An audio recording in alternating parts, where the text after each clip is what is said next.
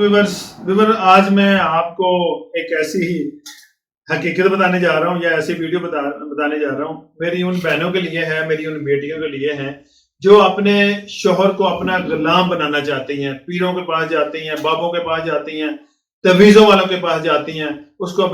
کہتی ہیں جی میرے ساس اور سسر ہمارے ساتھ ٹھیک نہیں ہے، میرا خامد میری رسپیکٹ نہیں کرتا، مجھے ترجیح نہیں دیتا، مجھے تویز دیں اور کوئی کلام ایسی بتائیں کہ میرا جو خامد ہے وہ غلام بن جائے۔ اور کئی بابے بھی ایسے ہیں انہیں ٹک ٹاک پہ، یوٹیوب پہ اور ایسے لٹریچر چھپائے ہوئے ہیں کہ آپ کا چند دنوں میں آپ کا خامد آپ کا غلام بن جائے گا، آپ کی بات مانے گا، یہ کرے گا وہ کرے گا۔ ایسا کچھ بھی نہیں ہے، یہ ایک میٹھی تجارت ہے۔ اگر تویزوں والوں کے پاس اتنا کچھ ہو تو وہ خود اپنا آپ کیوں نہ سنوار لیں، ہم سے کیوں پیسے لیں وہ تویزوں کے یا کلام کے، کیوں کلام بیچتے ہیں وہ؟ آپ کو پتہ ہے کہ جب عورت شادی کرتی ہے نا، اگر اس کا جو میاں ہے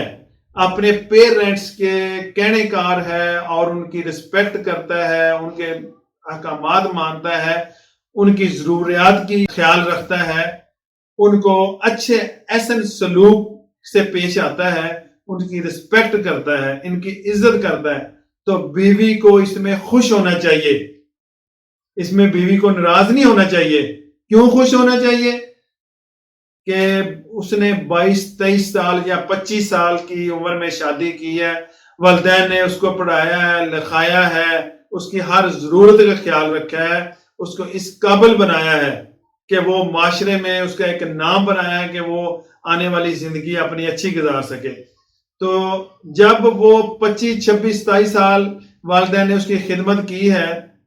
عورت آئی ہے شادی کر کے 3 دن میں والدین کو ٹھکرا کے وہ بیوی کے ساتھ چلا گیا ہے، اس کے پیچھے لگ گیا ہے اور والدین کو برا بھلا کہہ رہے ہیں، اس میں بیوی کو، عورت کو خوش نہیں ہونا چاہیے۔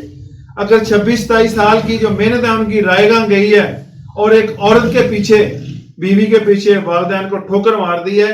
تو وہ بیوی تو آج آئی ہے، اس کو خوش نہیں ہونا چاہیے، اس کو ندامت ہونی چاہیے کہ اگر یہ والدین کا نہیں بنا تو میرا کدھر بنے گا۔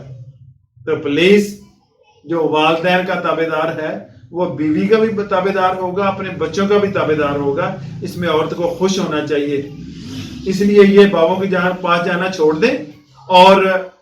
خود خامد کو غلام نہ بنائیں، اس کو اپنا تاج بنائیں، اپنا بادشاہ بنیں، اس کو بادشاہ بنائیں، اس کو تاج پہنائیں اور خود اس کی ملکہ بن کے زندگی گزاریں،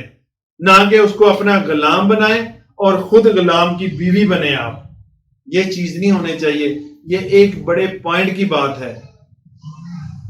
وقت تو گزر رہا ہے، اس نے گزرنا ہے، لیکن یہ جو باتیں ہیں، یہ جو آپ کا کردار ہوتا ہے، یہ پیچھے رہ جاتا ہے، بڑی مثالیں اس سے بنتی ہیں۔ تو پلیز، میں بھی ماؤں بہنے والا ہوں، اپنے بڑوں کا ادب کریں، چھوٹوں سے پیار کریں، شفقت سے پیش آئیں اور اپنے خامد کو ایک بادشاہ بنائیں اور خود ملکہ کی زندگی گزاریں، ٹھیک ہے؟ اسی کے ساتھ میں اجازت چاہتا ہوں، ملتا ہوں نیکسٹ ویڈیو میں، تب تک کے لیے خدا حافظ۔